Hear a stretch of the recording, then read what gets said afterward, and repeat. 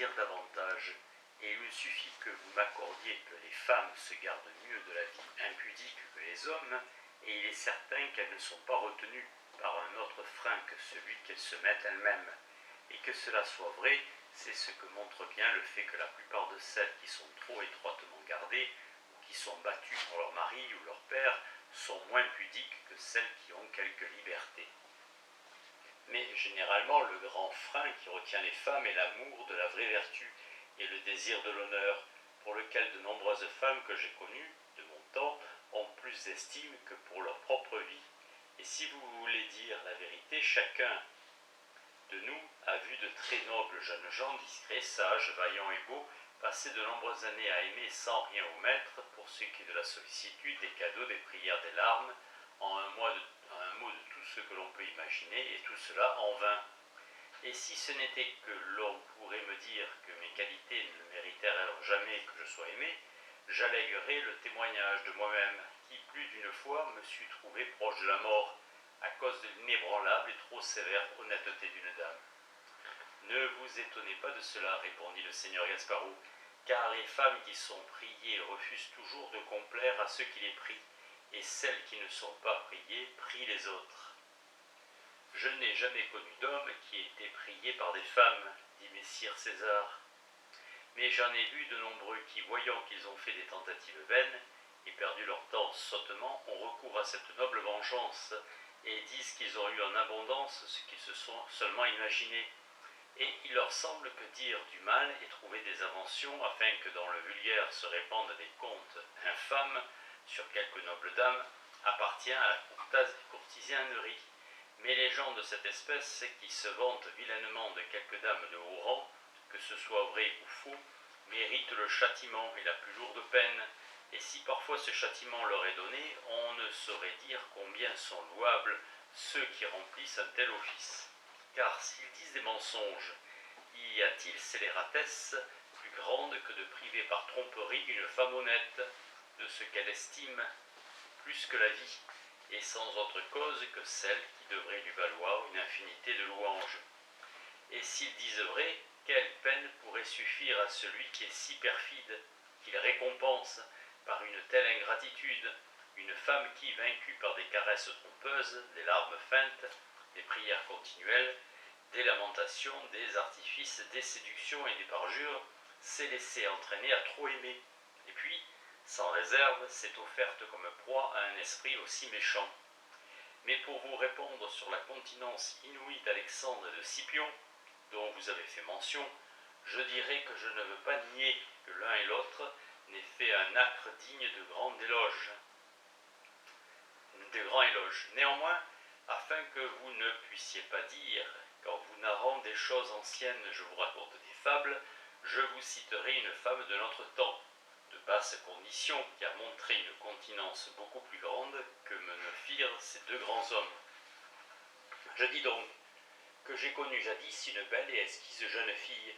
dont je tairai le nom, pour ne pas donner matière d'en dire du mal à beaucoup de sots, qui, aussitôt qu'une dame est amoureuse, pensent du mal d'elle. Celle-ci donc, qui était depuis longtemps aimée par un jeune homme noble et de belle apparence, se mit à l'aimer de toute son âme. Cela, je n'étais pas le seul à le savoir, moi à qui elle disait tout spontanément et en confiance, comme elle l'eût fait si j'avais été, je ne dirais pas son frère, mais sa sœur la plus proche. Mais tous ceux qui la voyaient en présence du jeune homme aimaient, connaissaient clairement sa passion. Ainsi donc, aimant de façon aussi fervente que peut aimer un cœur très amoureux, elle persista 2 ans dans une si grande continence qu'elle ne montra jamais à ce jeune homme aucun signe d'amour, sinon ceux qu'elle ne pouvait cacher. Elle ne voulut jamais lui parler, ni recevoir de lui lettres ou présents, alors qu'il ne se passait pas de jour qu'elle ne fût sollicitée d'en accepter. Et je sais bien combien elle le désirait, car si parfois elle pouvait avoir secrètement une chose ayant appartenu au jeune homme, elle le chérissait tellement qu'il semblait que sa vie et tout son bien en dépendissent. Et pourtant, elle ne voulut jamais, durant un temps aussi long, lui complaire, autrement qu'en le voyant et en se laissant voir, et quelquefois quand elle se trouvait dans les fêtes publiques, en dansant avec lui comme avec les autres. Et parce que les conditions de l'un et de l'autre étaient très bien accordées, Elle et le jeune homme désiraient qu'un si grand amour eût une fin heureuse, et qu'ils devinssent mari et femme. Tous les hommes et les femmes de la ville désiraient la même chose, excepté le cruel père de la jeune fille qui, par une perverse et étrange opinion, voulut la marier à un autre homme plus riche, en quoi la malheureuse fille ne le contredit pas, sinon avec des larmes très amères. Or, quand ce malencontreux mariage fut advenu, avec la grande compassion du peuple et le désespoir des pauvres amants, ces coups de la fortune ne suffirent pourtant pas à extirper des cœurs de l'un et de l'autre un amour si bien fondé, qui dura encore par la suite pendant 3 ans, bien qu'elle le dissimulât très sagement, et chercha par tous les moyens à étouffer ses désirs qui désormais étaient sans espoir. Et pendant ce temps-là, elle conserva toujours son obstinée volonté de continence, et voyant qu'elle ne pouvait avoir honnêtement celui qu'elle adorait le plus au monde, elle choisit de ne le plus vouloir en aucune façon, et de suivre son habitude de n'accepter ni ses messages, ni ses cadeaux, ni même ses regards. Et avec cette volonté résolue, la malheureuse, vaincue par une affliction très cruelle et exténuée par sa longue passion, mourut au bout de 3 ans, aimant mieux renoncer à ses contentements et à ses plaisirs tant désirés, et finalement à sa propre vie plutôt qu'à son honnêteté. Elle ne manquait pas de moyens et de voies pour se satisfaire secrètement et sans danger de déshonneur et ou d'aucune autre conséquence fâcheuse, et néanmoins elle s'abstint de ce qu'elle désirait tellement elle-même, et dont elle était si continuellement sollicitée par la personne à laquelle seule elle désirait complaire en ce monde. Et ce ne fut pas la peur qui l'y poussa, ni quelque autre considération, mais le seul amour de la vraie vertu. Que direz-vous d'une autre qui, pendant 6 mois, coucha presque chaque nuit avec un très cher amoureux, et qui pourtant, dans un jardin rempli de fruits délicieux, invité par son propre désir qui était fort ardent, et par les prières et les larmes de celui qui lui était plus cher que sa propre vie, se garda bien de l'égoutter, et bien qu'elle fût prise et liée nue dans l'étroite chaîne des bras aimés, ne se rendit jamais, mais garda immaculée la fleur de son honnêteté. Vous semble-t-il, Seigneur Gasparro, que ce soit là des trains de continence égaux à celui d'Alexandre, lui qui, ardemment amoureux non des femmes de Darius, mais de cette renommée et de cette grandeur qui le stimulait, avec les aiguillons de la gloire, à souffrir peine et danger, afin de se rendre immortel, méprisait non seulement les autres choses, mais sa propre vie, pour acquérir un nom dépassant tous les hommes. Et ne nous étonnons qu'avec de telles pensées dans le cœur, il se soit abstenu d'une chose qu'il ne désirait guère, car, puisqu'il n'avait jamais vu ces femmes auparavant, il n'est pas possible qu'il les ait aimées à l'instant, alors que peut-être il les avait en horreur, à cause de Darius, son ennemi. Et dans un tel cas, tout acte lascif de sa part envers ces femmes eût été outrage plutôt qu'amour. C'est pourquoi il n'y a rien de grand dans le fait qu'Alexandre, qui a vaincu le monde, aussi bien par sa magnanimité que par les armes, se soit abstenu de faire outrage à des femmes. La continence de Scipion aussi doit véritablement être louée. Néanmoins, si vous considérez bien, elle n'est pas à comparer à celle de ces 2 femmes. En effet, Scipion s'abstint lui aussi d'une chose qu'il ne désirait point, étant dans un pays ennemi, un chef nouvellement nommé, au commencement d'une entreprise de très grande importance. Il avait laissé dans sa patrie une telle attente de ce qu'il allait faire, et il avait aussi à rendre des comptes à des juges très sévères qui souvent châtiaient non seulement les grandes, mais aussi les plus petites fautes. Il savait que parmi ceux-ci, il avait des ennemis, et il était en outre bien conscient de ce qu'en agissant autrement, par le fait que cette dame était très noble et mariée à un très noble seigneur, il pouvait se faire tant d'ennemis, et de telle sorte qu'ils auraient longtemps retardé et peut-être entièrement empêché sa victoire. Ainsi, pour ces raisons si nombreuses et de tant d'importance, il se garda d'un appétit léger et dommageable, faisant preuve de continence et de libérale intégrité, ce qui, comme on l'a écrit, lui gagna tous les esprits de ces peuples et valut bien une autre armée en l'aidant à vaincre par la bienveillance les cœurs qui peut-être n'auraient pu être vaincus par la force des armes. Aussi pourrait-on appeler cela un stratagème militaire plutôt qu'une pure continence, encore que cette histoire ne soit pas très sûre, puisque certains auteurs qui font autorité affirment que Scipion jouit avec cette jeune femme des délices de l'amour, mais il n'y a aucun doute sur ce que je vous dis. Vous devez l'avoir trouvé dans les évangiles, dit Frigio,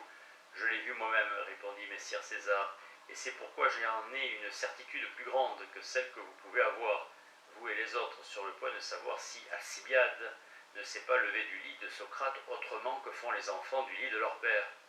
Car le lit et la nuit étaient un étrange endroit et un étrange moment pour contempler cette pure beauté, que Socrate, dit-on, aimait sans aucun désir déshonnête. Il aimait la beauté de l'âme infiniment plus que celle du corps,